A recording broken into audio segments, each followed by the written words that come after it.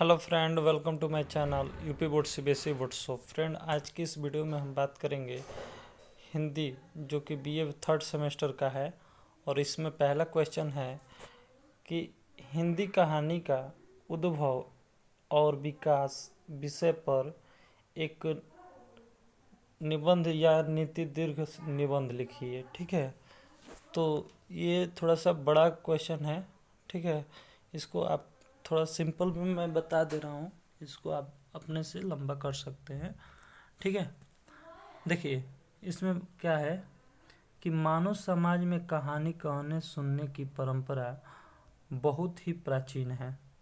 यानी कि यह बहुत दिनों से, मतलब जो बीते हुए समय से ही चली आ रही है। जो कहानी है बीते हुए समय से ही चली आ रही है, परंतु हिंदी के अन्य गद्य की भांति हिंदी कहानी भी आधुनिक युग की ही है। यानी कि जो भी है, जो भी आज गद्य वगैरह पढ़ रहे हैं हम लोग, क्या आधुनिक में पढ़ रहे हैं, तो ये भी जो कहानी है आज की भांति क्या है, वो भी आधुनिक ही है। आधुनिक काल में कहानी लिखने की परंपरा बहुत लोकप्रिय हुई। आधुनिक काल में क्या हुई, कहानी लिखने की परंपरा बहुत ही लोकप्रिय हुई। कहानी तब उत्पन्न हुई थी जब मनुष्य अभी पढ़ना भी नहीं सीखा था। देखिए, जब आदमी पढ़ना नहीं सीखा था तभी कहानी कही जाती थी। आप भी सुने होंगे कि आपकी दादी या नानी आपको कहानी सुनाया करती थी, तो उस समय वो लोग पढ़े लिखे नहीं थे, फिर भी क्या करते थे, एक मनगढ़ंत कहानियाँ जो आपको सुनाते थे लोग। ठीक है, मतलब कि उस समय जब पढ़ा भी नहीं गया था, कुछ लिखना पढ़ना सीखना नहीं था, उस समय से ही ये कहानी चली आ रही है। भारतीय कहानी के प्रारंभिक रूप पुराणों, उपनिषदों, जातक कथाओं आदि में देखे जा सकते हैं। यानी कि जो भी पुराण वगैरह हैं, जातक कथा है, उनमें क्या हो सकते हैं, कहानी को देखा जा सकता है। जैसे रामचरितमानस है, तो उसमें राम के बारे में जो भी कहानियाँ दी गई हैं वैसे देखा जा सकता है। जैसे महाकाव्य हो गया, गीता के बारे में बताया गया है, तो इस तरह से क्या होती है, उनमें कहानियाँ मतलब कहानियाँ क्या हो देखी जा सकती हैं। हिंदी कहानी का जन्म 19वीं सदी के अंतिम चरण में माना जाता है। यानी कि इसका मतलब कि जो भी विकास हुआ है इसका, वो कब माना जाता है, 19वीं सदी के अंत में माना जाता है। ठीक है, अब देखिए हिंदी कहानी की प्रथम कहानी कौन सी है, यह विवाद का विषय है। यानी कि कौन सा कहानी सबसे पहले गाया गया था, मतलब सुनाया गया था या लिखा गया था, ये कहानी मतलब कि ये एक विवाद के तौर पर है। यानी कि कुछ कहा नहीं जा सकता। जैसे कि देखिए, डॉक्टर सुरेश सिन्हा बोलते हैं कि जो किशोरी लाल गोस्वामी हैं, इनके द्वारा जो कृत इंदुमती जो कहानी है 1900 में पहला मानते हैं इसको। 1900 में ये इंदुमती जो कहानी लिखी गई है या बताई गई है, इसको क्या बोलते हैं, ये डॉक्टर सुरेश सिन्हा बोलते हैं कि यही सबसे पहली कहानी है। और आचार्य शुक्ला भी इसको सहमति देते हैं कि हाँ, यही कहानी जो है पहली है। और डॉक्टर श्री कृष्ण लाल सुधाकर पांडे, ये दोनों जो हैं बंग महिला के दुलाई वाली को प्रथम कहानी मानते हैं। ये दोनों लोग जो डॉक्टर श्री कृष्ण लाल हैं और सुधाकर पांडे हैं, ये लोग किसको मानते हैं, दुलाई जो कहानी है वो बंग महिला की, तो वो जो है पहली कहानी मानते हैं। तो ये दोनों लोग देखिए, ये दोनों लोग क्या हैं, एक दूसरे के मतलब कि क्या है, विपक्षी हैं। यानी कहने का मतलब कि ये किसी और कहानी को बोलते हैं और ये किसी और कहानी को बोल रहे हैं। ठीक है, कि पहली कहानी, किसी का मत सही नहीं है। ठीक है, ये दो लोग अलग हैं, ये दो लोग अलग हैं। ठीक है, चारों लोग का अलग अलग मत है। ठीक है, अब देखिए हिंदी कहानी में बंगला साहित्य का बड़ा योगदान रहा। जो भी बंगला साहित्य था उसका बहुत बड़ा योगदान था। ठीक है, हिंदी कहानी का विकास क्रम, देखिए हिंदी कहानी का विकास क्रम कुछ इस तरह से है, जिसमें पहला है प्रेमचंद्र पूर्व युग की कहानी, दूसरा है प्रेमचंद्र तथा प्रसाद युग की कहानी, तीसरा प्रेमचंदोत्तर युग की कहानी, चौथा है समकालीन कहानी। ठीक है, तो इस तरह से क्या है, कहानी का विकास क्रम है। ठीक है, अब नेक्स्ट क्वेश्चन देखते हैं, रिपोर्टाज क्या है। रिपोर्टाज क्या है इसके बारे में आपको बताना है। ये दूसरा आपका क्वेश्चन है कि रिपोर्टाज क्या है। ठीक है, देखिए रिपोर्टाज यह एक फ्रांसीसी भाषा का शब्द है।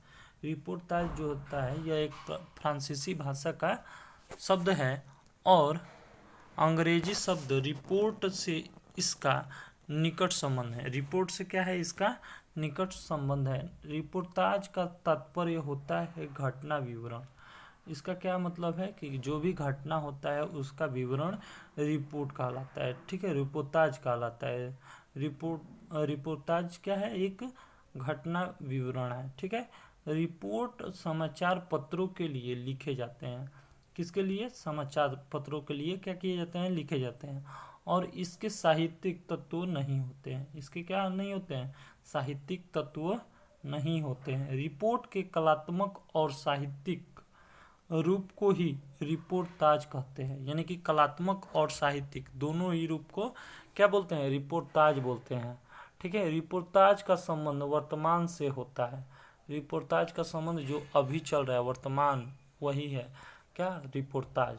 रिपोर्टाज में प्रायः घटनाएं, भयंकर महामारियां, ठीक, अकाल का चित्रण होता है। यानी कि जो भी ये घटना घटती है, भयंकर महामारियां आती हैं, जैसे कोरोना वायरस आया था, ये सब क्या है, इनकी एक चित्रण है। ठीक है, रिपोर्टाज। इससे ध्वनित होता है कि साहित्यकार जब किसी घटना विशेष को अत्यधिक संवेदनशीलता के रिपोर्टाज शैली में उपस्थित करता है तो उसे रिपोर्टाज कहते हैं। यानी कि देखिए, इससे यही मतलब है कि जो भी घटना विशेष जो है अत्यधिक हो जाता है तो उसको रिपोर्टाज शैली में उपस्थित करता है और उसे क्या कहता है कि ये रिपोर्टाज है। ठीक है, नेक्स्ट क्वेश्चन देखते हैं, क्वेश्चन नंबर तीसरा क्या कह रहा है कि रेखा चित्र क्या है। रेखा चित्र क्या है, देखिए रेखा चित्र उस गद्यात्मक साहित्य को कहते हैं जिसमें किसी व्यक्ति, वस्तु अथवा घटना का कम से कम शब्दों में चित्रण किया जाता है। देखिए जो भी रेखा चित्र होता है वो गद्यात्मक साहित्य को कहते हैं। क्या कहते हैं, गद्यात्मक साहित्य को कहते हैं जिसके किसी वस्तु, व्यक्ति अथवा घटना का कम से कम शब्दों में चित्रण किया जाता है। जितना छोटे में यानी कि संक्षेप में विवरण दे दिया जाए उसी को क्या कहते हैं, रेखा चित्र कहते हैं। रेखा चित्र को किसी वस्तु, व्यक्ति या प्रसंग का अंकन किया जाता है। क्या किया जाता है, व्यक्ति का, वस्तु का, प्रसंग का अंकन, मतलब कि उसको दर्शाया जाता है। रेखा चित्र में साहित्यकार वस्तु पर ही केंद्रित रहता है। किस पर केंद्रित रहता है, वस्तु पर ही केंद्रित रहता है। ठीक है, वह उसे ही महत्व प्रदान करता है, उसी को महत्व प्रदान करता है। रेखा चित्र में सामान्यतः सामान्य व्यक्ति का भी हो सकता है। इसमें चित्र प्रधान होते हैं तथा इसमें खंडित चित्र होते हैं। देखिए इसमें जरूरी नहीं है कि बड़े बड़े लोग, सामान्य लोग भी क्या हो सकते हैं, सम्मिलित हो सकते हैं, क्योंकि इसमें चित्र प्रधान होता है। और इसमें चित्र कैसे होते हैं, खंडित होते हैं। ये था रेखा चित्र। क्या था, रेखा चित्र। की रेखा चित्र क्या होता है, आए बात समझ में। अब नेक्स्ट क्वेश्चन देखते हैं इसका। देखिए रेखा चित्र और संस्मरण के अंतर स्पष्ट कीजिए कि रेखा चित्र और संस्मरण होता क्या है। तो पहला है कि रेखा चित्र में सांकेतिक के आधार पर चित्रण होता है, जबकि संस्मरण में अब अनुभूतियों का, स्मृतियों के आधार पर क्या होता है, चित्रण होता है। ठीक है, अरे बात समझ में।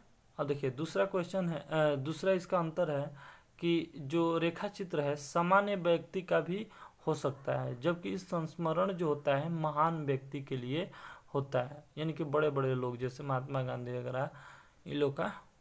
ठीक है, अब देखिए क्वेश्चन नंबर तीसरा, इसमें डिफरेंस नंबर तीसरा, देखिए जो अंतर है तीसरा, रेखा चित्र में लेखक पूर्णतः तटस्थ रहता है। तटस्थ मतलब कि देखिए यहाँ पर लिखा गया है बेपरवाह, यानी कि बिना कोई प्रवाह के, मतलब कि उसका कोई फिक्र नहीं, यानी कि उदासीन, मतलब कि उसका कोई मतलब नहीं, उसके बारे में कोई सोचना नहीं, उसका क्या होता है, लेखक पूर्णतः तटस्थ रहता है रेखा चित्र में। संस्मरण में लेखक तटस्थ नहीं हो रहता, उसमें आत्मीयता एवं व्यक्तिपरकता का तत्व होता है। ठीक है, यानी कि उसमें क्या होता है, मतलब कि पूरा दिल और जान से उसमें क्या होता है, समाहित होता है। ठीक है, चौथा है इसका डिफरेंस कि रेखा चित्र के विषय विविध हो सकते हैं। क्या होते हैं, रेखा चित्र के विषय अलग अलग यानी कि विविध हो सकते हैं, और जबकि संस्मरण में अभिधामूलक होता है। अभिधामूलक मतलब कि इंग्लिश में देखेंगे तो ऑब्जेक्टिव, क्या है, ऑब्जेक्टिव होते हैं। ठीक है, अब देखिए रेखा चित्र में खंडित चित्र होता है। रेखा चित्र में क्या होता है, खंडित चित्र होता है, जबकि संस्मरण में दिया गया चित्र लघु होता है। क्या होता है, लघु होता है। अब देखिए हुआ है कि रेखा चित्र में चित्र प्रधान होते हैं, जबकि संस्मरण में विवरण प्रधान होते हैं। क्या होते हैं, विवरण जो होते हैं वो क्या होते हैं, प्रधान होते हैं। ठीक है, नेक्स्ट क्वेश्चन देखते हैं इसका। क्वेश्चन नंबर 5वां क्या बोल रहा है कि पंच परमेश्वर कहानी का क्या उद्देश्य है। पंच परमेश्वर कहानी का एक आदर्शवादी कहानी है। पंच परमेश्वर जो कहानी है वो क्या है, एक आदर्शवादी कहानी है। इस कहानी में लेखक ने समाज में इस आदर्शवाद धारणा को प्रस्तुत करना चाहा है कि पंच में परमेश्वर का वास होता है। पंच में परमेश्वर का वास होता है। क्या होता है कि वहाँ पर परमेश्वर क्या होते हैं, वास करते हैं, मतलब कि रहते हैं। ठीक है, पंच के मुख से निकलने वाला प्रत्येक वाक्य परमात्मा का शब्द होता है। यानी कि पंच के जो भी मुख से बात निकलेगा, यानी कि वो उसका अर्थ ये हुआ कि जो परमात्मा है वही बोल दिए। पंच का मतलब कि देखिए यहाँ पर बात हुआ है एक न्याय करने वाले को, जैसे जज। ठीक है, जज के बारे में बात हुआ है। पंच की कुर्सी पर बैठने वाला व्यक्ति किसी का दोस्त, दुश्मन, हित मित्र नहीं होता है। वो किसी का मतलब कि दोस्त यार वगैरह नहीं होता है, वह तो केवल न्याय का हितैषी होता है। अतः यह स्पष्ट है कि कहानी हमें संगत होने तथा कभी स्वार्थी न बनकर निष्पक्ष भाव से रहने तथा निर्णय लेने को कहता है। यानी कि कह रहा है कि यह कहानी से हमें यही तात्पर्य है कि वह देखिए जो भी न्याय करने वाला होता है, यानी कि पंच जो होता है वो क्या होता है, वो केवल न्याय का हितैषी होता है। हितैषी मतलब कि वो उसका मतलब कि न्याय को मान करता है कि वो न्याय का ही दोस्त है। ठीक है, इसका मतलब यही होता है। अतः यह स्पष्ट है कि कहानी में हमें संगत होने तथा कभी स्वार्थी न बनकर, देखिए कहानी में हमको क्या होना है, इस कहानी से हमको क्या मिलता है शिक्षा, कि हमको किसी के साथ संगत का भाव जो है, हमें संगत होने तथा स्वार्थी न बनकर निष्पक्ष भाव से क्या करना है, निर्णय लेना है। ये नहीं कि अगर वो मेरा दोस्त है या वो मेरे घर के हैं तो उनके पक्ष से लड़े, अगर वो गलत है तो भी उनका साथ देंगे, ऐसा कुछ जरूरी नहीं है। जो गलत है वो गलत है, जो सही है वो सही है। ठीक है, यानी कि यही बताना चाहते हैं कि निष्पक्ष भाव से आप क्या करिए, निर्णय लीजिए, मोह जाल में ना फंसिए। ठीक है, जो बात सही है वही सत्य है। ठीक है, थैंक यू। और देखिए अगर वीडियो अच्छी लगी तो वीडियो को लाइक करिए। ये मेरा पहला वीडियो है, पार्ट 1 है। इसके बाद मैं सेकंड वीडियो लाऊंगा, नहीं तो वीडियो लंबी हो जाएगी। Thank you so much. अगर वीडियो अच्छी लगी तो इसको ज़्यादा से ज़्यादा शेयर करिए। अगर हमारे चैनल पर नया है तो चैनल को सब्सक्राइब करिए। Thank you so much.